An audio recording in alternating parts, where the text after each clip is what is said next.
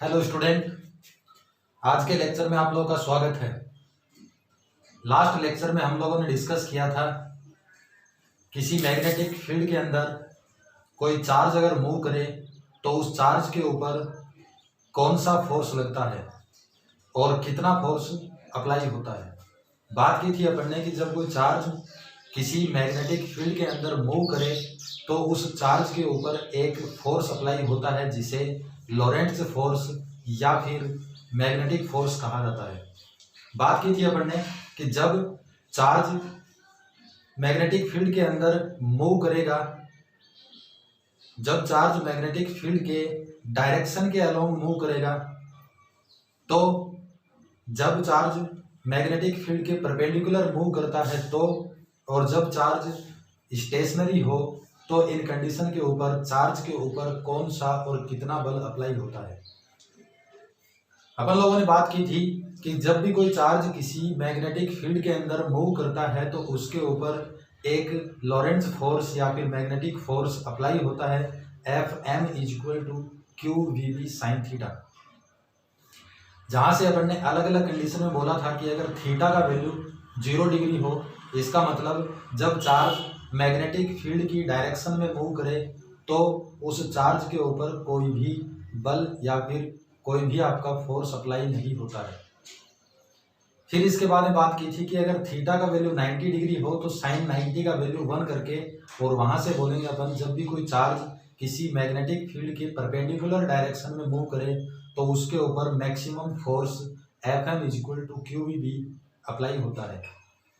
बात की थी अपन ने कि जब भी कोई चार्ज आपका मूव ना करे या फिर स्टेशनरी कंडीशन में हो, एक जगह रेस्ट मोड में हो, तो मैग्नेटिक फील्ड के अंदर उस चार्ज पर कोई भी फोर्स अप्लाई नहीं होता है। फिर इसके बाद में बात करेंगे आज के लेक्चर में कि मैग्नेटिक फील्ड इंटेंसिटी क्या होता है, या फिर इसी को अपन बोलते हैं मैग्नेटिक फ्लक्स डेंसिटी, या फिर इसी को बोलते हैं अपन मैग्नेटिक इंडक्शन। आप लोगों को बता दूं कि मैग्नेटिक फील्ड इंटेंसिटी को ही मैग्नेटिक फ्लक्स डेंसिटी और मैग्नेटिक इंडक्शन कहा जाता है। फिर इसके बाद में बात करेंगे अपन इसका यूनिट क्या होता है और इसका डेफिनेशन क्या होता है। तो बात करते हैं अपन मैग्नेटिक फील्ड इंटेंसिटी की। मैग्नेटिक फील्ड इंटेंसिटी या फिर इसी को बोलते हैं अपन मैग्नेटिक इंडक्शन, या फिर इसी को बोलते हैं magnetic flux density. Magnetic field intensity को डिनोट करते हैं कैपिटल B से। मैग्नेटिक फील्ड इंटेंसिटी को डिनोट करना है कैपिटल B से। यहाँ पे अपन लिखेंगे magnetic field intensity also known as magnetic induction and magnetic flux density. यहाँ पे बोल रहे हैं अपन कि मैग्नेटिक फील्ड इंटेंसिटी को ही मैग्नेटिक फ्लक्स डेंसिटी या फिर मैग्नेटिक इंडक्शन कहा जाता है। अपन लोगों को पता है कि किसी भी चार्ज के ऊपर मैग्नेटिक फील्ड के अंदर फोर्स अप्लाई कितना होता है।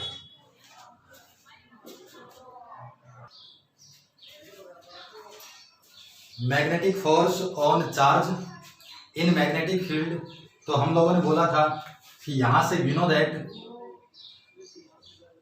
फोर्स ऑन चार्ज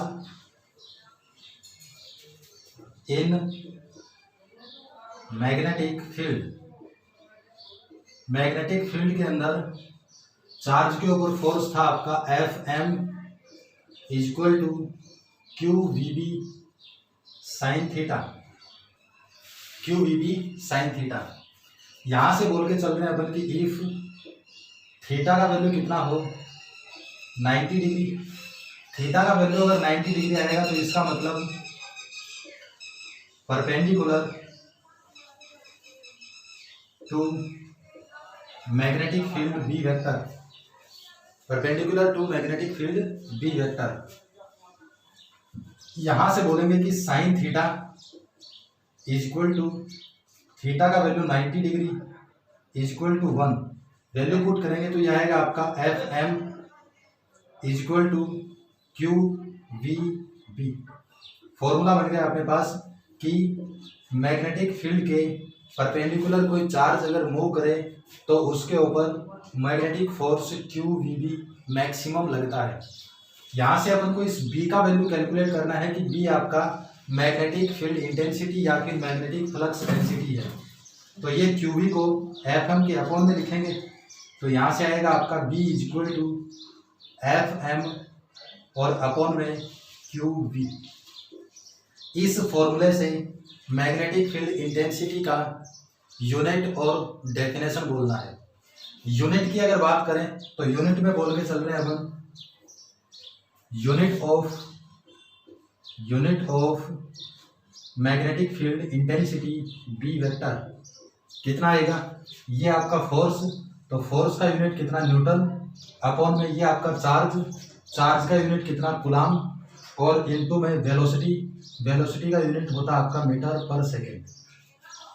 यहाँ से अगर साइड में एक बार लिखूंगा कि I इज इक्वल टू क्या होता है आपका, I is equal to Q upon T. इसको अगर इस साइड में लिखें तो Q is equal to I T, और Q इज इक्वल टू अगर लिखें तो I का यूनिट एम्पियर और टाइम का यूनिट कितना सेकेंड, और इसी को क्या बोला था अपन ने, इसी को बोला था कूलाम। तो इस कूलाम की जगह पुट करेंगे एम्पियर इंटू सेकेंड, तो यहाँ से आएगा आपका unit of B vector is equal to newton upon में कूलाम की जगह बोल रहे हैं अपन एम्पियर, तो ये एम्पियर इंटू में कितना सेकेंड, और बाद में बच गया आपका मीटर पर सेकेंड। सेकेंड से सेकेंड कैंसिल आउट, तो इसका यूनिट बच गया आपका न्यूटन अपॉन में एम्पियर, और इंटू में कितना मीटर बच गया। मैग्नेटिक फील्ड इंटेंसिटी का यूनिट कितना होता है आपका, न्यूटन अपॉन में एम्पियर इंटू मीटर होता है। इसी को क्या बोलेंगे अपन, इसी को बोलते हैं अपन टेस्ला। इसी को क्या बोलेंगे अपन, टेस्ला। टेस्ला जो है ये मैग्नेटिक फील्ड इंटेंसिटी का एसआई यूनिट होता है। एमकेएस सिस्टम में अगर बोलेंगे तो एमकेएस सिस्टम के अंदर न्यूटन अपॉन में एम्पियर इंटू मीटर होता है। एसआई सिस्टम में कितना होता है, एसआई सिस्टम में होता है आपका टेस्ला। फिर इसके बाद में अगर बात करें कि 1 टेस्ला इज इक्वल टू कितना आएगा, तो यहाँ से आप लोग ध्यान रखना कि 1 टेस्ला इज इक्वल टू होता आपका वेबर और अपॉन में metre square. Tesla is equal to कितना आ जाएगा, टेस्ला इज इक्वल टू होता आपका वेबर अपॉन में मीटर स्क्वायर। ये कैलकुलेशन करेंगे अपन कहाँ पर, जब बात करेंगे मैग्नेटिक फ्लक्स की, चैप्टर नंबर 9 में, कि मैग्नेटिक फ्लक्स क्या होता है आपका। मैग्नेटिक फ्लक्स होता है कि scalar product of magnetic field intensity and vector area. Magnetic field intensity और वेक्टर एरिया का मल्टीप्लाई मैग्नेटिक फ्लक्स होता है। यहाँ से टेस्ला इज इक्वल टू हो गया आपका वेबर अपॉन में मीटर स्क्वायर। अब अगर बात करें कि सीजीएस सिस्टम के अंदर मैग्नेटिक फील्ड इंटेंसिटी का यूनिट कितना होगा, ये किस में है, ये तो है आपका एसआई सिस्टम में। और सीजीएस की अगर बात करें तो सीजीएस सिस्टम के अंदर मैग्नेटिक फील्ड इंटेंसिटी का यूनिट होता है आपका गाउस।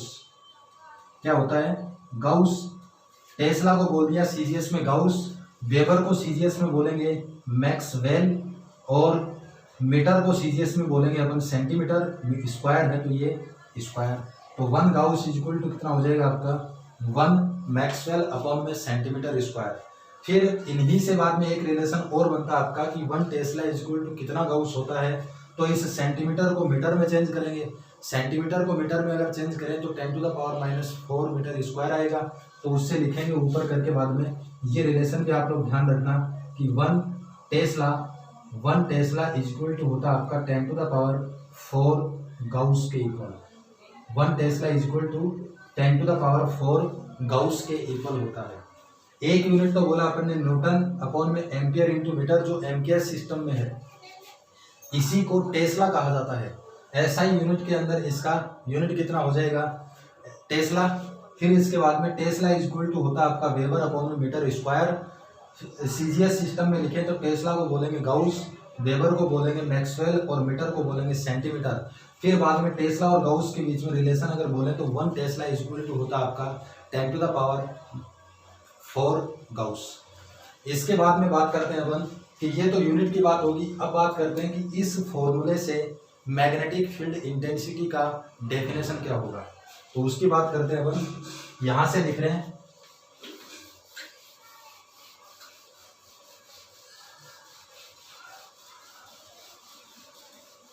इस फॉर्मूले से अगर इधर लिखें कि we know that B is equal to कितना है आपका, B is equal to F M upon में कितना, अपॉन में है क्यू वी। कब, जब थीटा का वैल्यू कितना हो 90 डिग्री, जब थीटा का वैल्यू कितना हो 90 डिग्री हो तो बी इज इक्वल टू कितना है एफ एम अपॉन में क्यू वी। यहाँ पे लिख रहे हैं अपन इफ क्यू का वैल्यू कितना हो 1 कूलाम और वी का वैल्यू कितना हो 1 मीटर पर सेकेंड हो। Q और V को यूनिट बोल दिया कि Q का वैल्यू 1 कूलाम है, V का वैल्यू 1 मीटर पर सेकेंड है। तो यहाँ से अगर आगे लिखें तो यह आएगा आपका B is equal to F M और अपॉन में कितना 1 इंटू 1, तो B इज इक्वल टू आ गया आपका एफ एम। अब इन क्वांटिटीज को, एक ये क्वांटिटी, एक ये क्वांटिटी, एक ये क्वांटिटी और एक ये, इन सब को देख के मैग्नेटिक फील्ड इंटेंसिटी का डेफिनेशन बोलना है। तो यहां से लिख रहे हैं अपन कि जब 1 कूलाम चार्ज, जब 1 कूलाम चार्ज 1 मीटर पर सेकेंड की स्पीड से मैग्नेटिक फील्ड के परपेंडिकुलर मूव करे, परपेंडिकुलर 90 डिग्री का मतलब परपेंडिकुलर मूव करेगा, तो चार्ज के ऊपर जितना फोर्स अप्लाई होगा वही फोर्स मैग्नेटिक फील्ड इंटेंसिटी के इक्वल होता है। या फिर जब कोई 1 कूलाम चार्ज मैग्नेटिक फील्ड के परपेंडिकुलर 1 मीटर पर सेकेंड की स्पीड से मूव अगर करेगा तो चार्ज के ऊपर जितना फोर्स अप्लाई होगा उसी फोर्स को मैग्नेटिक फील्ड इंटेंसिटी कहा जाता है। तो यहां से लिख रहे हैं अपन when 1 coulomb charge move perpendicular to magnetic field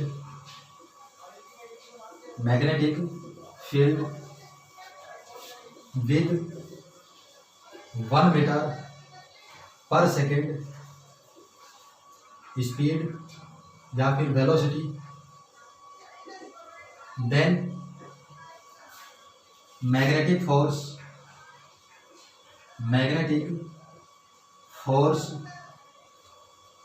apply on charge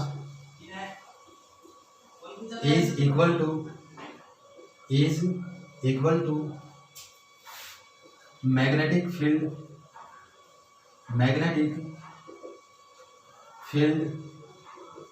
intensity.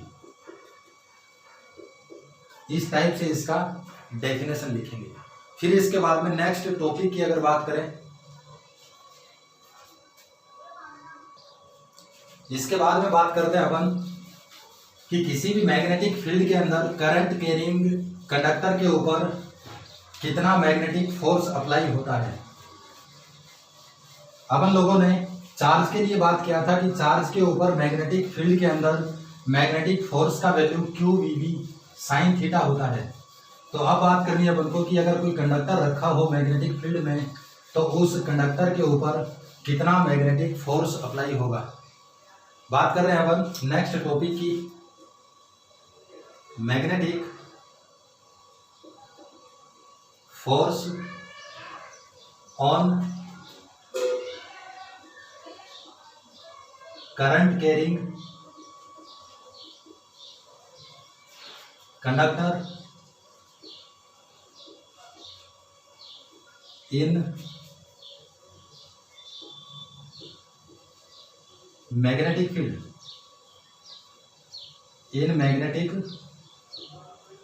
Field, magnetic field के अंदर करंट कैरिंग कंडक्टर के ऊपर कितना मैग्नेटिक फोर्स अप्लाई होगा उसकी बात कर रहे हैं। तो यहाँ से लिख के चल रहा हूँ मैं कि मान लिया कि ये है आपका एक मैग्नेटिक फील्ड जिसका इंटेंसिटी है आपका बी वेक्टर और डायरेक्शन इस साइड में। इस मैग्नेटिक फील्ड से थीटा डिग्री एंगल के ऊपर, और मान के चल रहे हैं कि एक आपका करंट कैरिंग कंडक्टर है थीटा डिग्री एंगल के ऊपर। इस कंडक्टर से जो करंट फ्लो हो रहा है वो करंट है आपका आई। अगर कंडक्टर से करंट फ्लो होगा तो इसका मतलब इसमें इलेक्ट्रॉन्स फ्लो होंगे, चार्ज फ्लो होएगा तभी कंडक्टर के अंदर करंट फ्लो होता है। इलेक्ट्रॉन्स फ्लो होंगे तो मान के चल रहे हैं कि उस इलेक्ट्रॉन का एक इलेक्ट्रॉन का ड्रिफ्ट वेलोसिटी कितना है, वीडी है, वो भी आपका इसी डायरेक्शन में है। मान के चल रहे हैं कि इस करंट कैरिंग कंडक्टर का लेंथ कितना है, ये लेंथ मान लिया अपन ने, करंट कैरिंग कंडक्टर का लेंथ स्मॉल एल है। मान के चल रहे हैं कि इस कंडक्टर का क्रॉस सेक्शनल एरिया, ये जो एरिया आता है आपका टिप का जो एरिया है, एंड पॉइंट का जो एरिया है सर्कुलर टाइप, इस एरिया को क्रॉस सेक्शनल एरिया बोलते हैं। तो मान के चल रहे हैं कि इसका क्रॉस सेक्शनल एरिया कितना है, कैपिटल ए है। यहां से बोल के चलेंगे कि यदि इस कंडक्टर के अंदर करंट आई फ्लो हो तो मैग्नेटिक फील्ड में इस कंडक्टर के ऊपर कितना फोर्स अप्लाई होगा। करंट अगर फ्लो होता है तो इसका मतलब चार्ज फ्लो होता है, और चार्ज की बात कर रहे हैं कि इलेक्ट्रॉन है, तो इस कंडक्टर के अंदर सबसे पहले फाइंड करना है कि टोटल नंबर ऑफ इलेक्ट्रॉन कितना होगा। और टोटल नंबर ऑफ इलेक्ट्रॉन की अगर बात करें तो उससे पहले फाइंड करना पड़ेगा कि इस कंडक्टर का टोटल वॉल्यूम कितना होगा। टोटल वॉल्यूम फाइंड करके अपन करेंगे कि यूनिट वॉल्यूम के अंदर नंबर ऑफ इलेक्ट्रॉन अगर स्मॉल एन है तो टोटल वॉल्यूम के अंदर नंबर ऑफ इलेक्ट्रॉन एन से मल्टीप्लाई कर देंगे वॉल्यूम को, तो वहां से अपन को मिलेगा total number of electron in this conductor. फिर इसके बाद में अपन को कैलकुलेशन करना है कि एक इलेक्ट्रॉन या फिर एक चार्ज के लिए फोर्स कितना, Fm = q sin थीटा। तो जो टोटल नंबर ऑफ इलेक्ट्रॉन है उनके लिए टोटल फोर्स का वैल्यू कैलकुलेट करेंगे। तो यहां से लिख रहे हैं अपन let a current carrying conductor placed at theta degree angle in magnetic field with magnetic field intensity से थीटा डिग्री एंगल के ऊपर एक करंट कैरिंग कंडक्टर आपका प्लेस्ड है। यहां से लिखने अपन लेंथ ऑफ कंडक्टर का लेंथ कितना बोल के चल रहे हैं अपन, एल। इसके बाद बोल रहे हैं अपन एरिया, क्रॉस सेक्शनल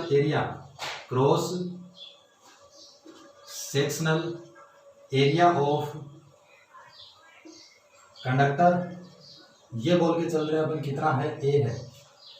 फिर इसके बाद में मान के चल रहे हैं अपन ड्रिफ्ट वेलोसिटी ऑफ इलेक्ट्रॉन, एक इलेक्ट्रॉन का ड्रिफ्ट वेलोसिटी कितना मान के चल रहे हैं अपन, वीडी है। और फिर इसके बाद में बोलेंगे कि let number of electrons present in unit volume के अंदर नंबर ऑफ इलेक्ट्रॉन्स कितना मान लिया अपन ने, स्मॉल एन है। अब क्या करना है कि यूनिट वॉल्यूम के अंदर यदि इस कंडक्टर के यूनिट वॉल्यूम में n इलेक्ट्रॉन है तो टोटल वॉल्यूम के अंदर कितने इलेक्ट्रॉन होंगे, तो उससे पहले इसका टोटल वॉल्यूम फाइंड करना पड़ेगा। तो यहां से लिखना है अपन total volume of conductor. Total volume of conductor की अगर बात करें तो वॉल्यूम ऑफ कंडक्टर कितना आएगा आपका, एरिया इंटू में लेंथ, तो ये हो जाएगा एरिया इंटू में लेंथ, ये आ गया इसका वॉल्यूम। यूनिट वॉल्यूम के अंदर नंबर ऑफ इलेक्ट्रॉन n है तो टोटल वॉल्यूम के अंदर कितना आएगा, तो यहां से लिखेंगे अपन so number of electrons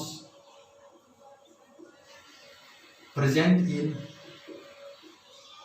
whole conductor, पूरे कंडक्टर के अंदर कितना नंबर ऑफ इलेक्ट्रॉन आएगा। तो यहां से लिखेंगे इसको कि number of electron present in unit volume कितना n, और इसका टोटल वॉल्यूम कितना n, टोटल वॉल्यूम है इसका Al, तो A इंटू में L, total number of electron कितना हो गया आपका n इंटू में A इंटू में L। ये number of electron present in unit volume और ये आपका टोटल वॉल्यूम, दोनों को मल्टीप्लाई कर दिया तो total number of electrons present in conductor आ गया आपका ये इतना। अब यहाँ से बोल रहे हैं कि NaL जो है ये आपका इस कंडक्टर के अंदर टोटल नंबर ऑफ इलेक्ट्रॉन है। अपन को फाइंड करना है कि इस कंडक्टर के ऊपर मैग्नेटिक फोर्स कितना होगा। तो अपन को ये भी पता है कि एक चार्ज के ऊपर फोर्स कितना अप्लाई होता है, QEB sin थीटा। तो यहाँ से लिखेंगे we know that magnetic force on a charge in magnetic field is equal to, ये होता है आपका Fm is equal to QBB sin theta, इतना होता है QBB sin थीटा। एक की बात कर रहे हैं कि एक चार्ज के ऊपर इतना है, अगर इलेक्ट्रॉन की बात करें तो एक इलेक्ट्रॉन के ऊपर कितना आएगा। तो यहाँ पे लिखेंगे magnetic force on one electron in magnetic field. एक के ऊपर कितना आएगा, एक के ऊपर अगर बात करेंगे तो Fm is equal to Q की जगह पुट कर देंगे इलेक्ट्रॉन, तो ये हो गया आपका इलेक्ट्रॉन। V की जगह पुट करेंगे इस इलेक्ट्रॉन का वेलोसिटी जो मैंने माना है कितना Vd, तो ये हो गया आपका Vd। B की जगह कितना B, और ये हो गया आपका साइन थीटा। यहाँ से बोल दिया कि एक इलेक्ट्रॉन के ऊपर मैग्नेटिक फोर्स कितना है EVD साइन थीटा। लेकिन इस कंडक्टर के अंदर टोटल नंबर ऑफ इलेक्ट्रॉन कितने हैं, तो टोटल की बात करेंगे तो टोटल नंबर ऑफ इलेक्ट्रॉन है आपका NaL। एक इलेक्ट्रॉन के ऊपर फोर्स है इतना, तो इस कंडक्टर के ऊपर टोटल फोर्स आएगा आपका NaL इंटू में एक इलेक्ट्रॉन के ऊपर फोर्स। तो यहां से लिखेंगे अपन so magnetic force on whole conductor is equal to, whole conductor की अगर बात करेंगे तो ये आएगा आपका number of electrons present in conductor, और इनटू में लिखेंगे इनटू में force on one electron. Total conductor के ऊपर अगर मैग्नेटिक फोर्स लिखेंगे तो number of total electrons into में एक इलेक्ट्रॉन के ऊपर फोर्स जो अप्लाई हो रहा है उसको मल्टीप्लाई करेंगे। तो यहाँ से आएगा आपका सो टोटल आ जाएगा F is equal to number of electrons कितना है टोटल NaL, और एक इलेक्ट्रॉन के ऊपर फोर्स कितना है आपका EVD साइन थीटा। यहाँ से इसको मैं इस टाइप से लिख रहा हूँ कि F is equal to NeAVD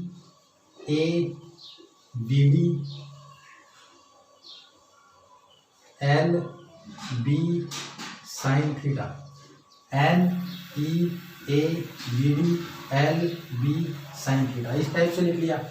आप लोग यहाँ पे एक बात को अभी नोट रखना, वैसे ही ध्यान में रखना कि करंट और ड्रिफ्ट वेलोसिटी के बीच में रिलेशन क्या होता है। तो यहाँ से मैं लिख रहा हूँ एक बार, you know that relation between current and drift velocity,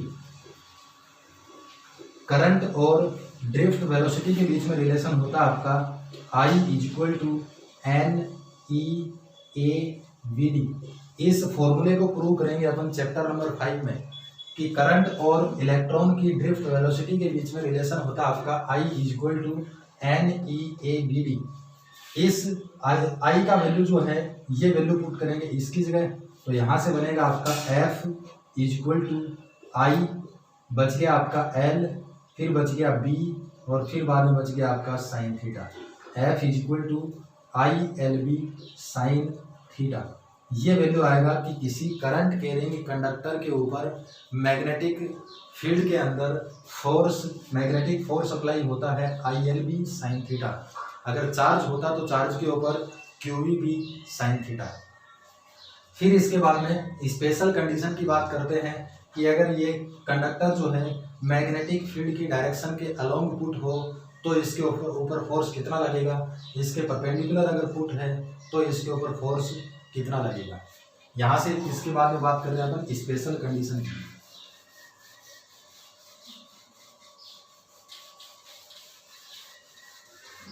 special condition में बोले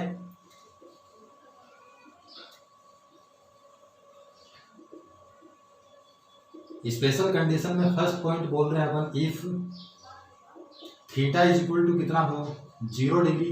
0 डिग्री का मतलब parallel to magnetic field put हो, placed parallel to magnetic field.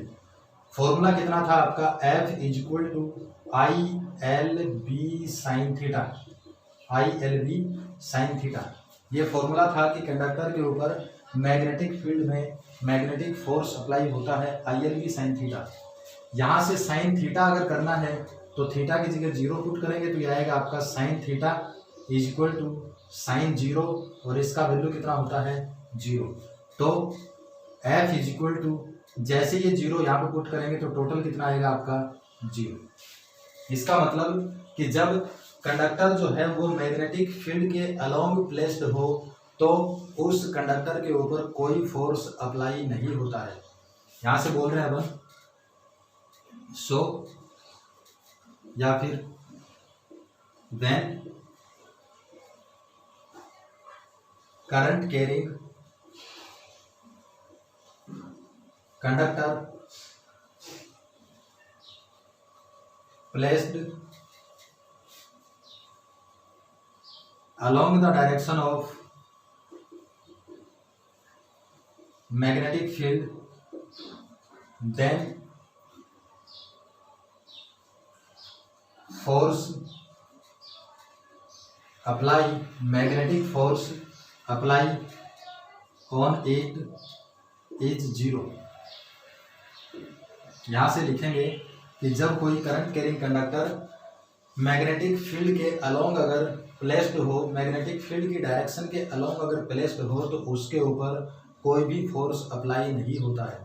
दूसरी कंडीशन की बात कर रहे हैं अपन सेकंड कंडीशन, और इसमें बोल रहे हैं कि इफ थीटा = कितना हो 90 डिग्री। इसका मतलब परपेंडिकुलर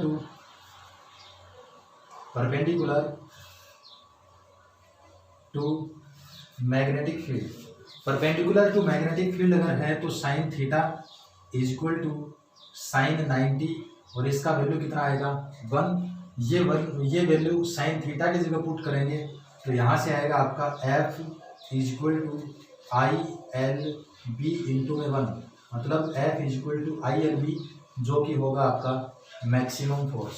जब ये आपका कंडक्टर इस मैग्नेटिक फील्ड की डायरेक्शन में इस टाइप से पुट हो तो इसके ऊपर कोई फोर्स अप्लाई नहीं होगा, और अगर मैग्नेटिक फील्ड के परपेंडिकुलर इस टाइप से अगर पुट हो तो इसके ऊपर मैक्सिमम मैग्नेटिक फोर्स अप्लाई होता है। आज के लिए बस इतना ही। Thank you.